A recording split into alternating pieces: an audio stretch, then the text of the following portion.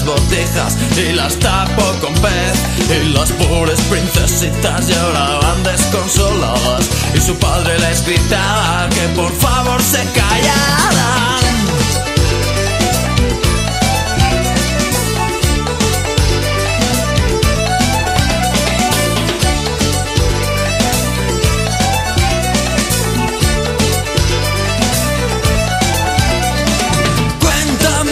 Y verás que contento.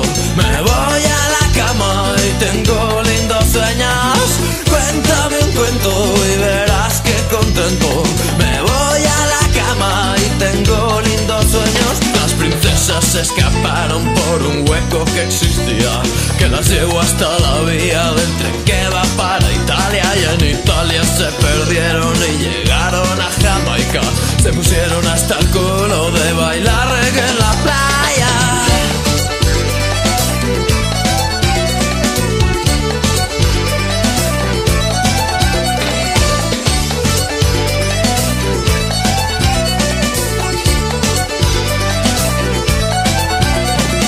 Cuéntame un cuento y verás que contento. Me voy a la cama y tengo lindos sueños.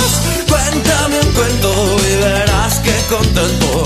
Me voy a la cama y tengo lindos sueños. Bailando en la playa estaban cuando apareció su padre, con la vara de avellano en la mano amenazando.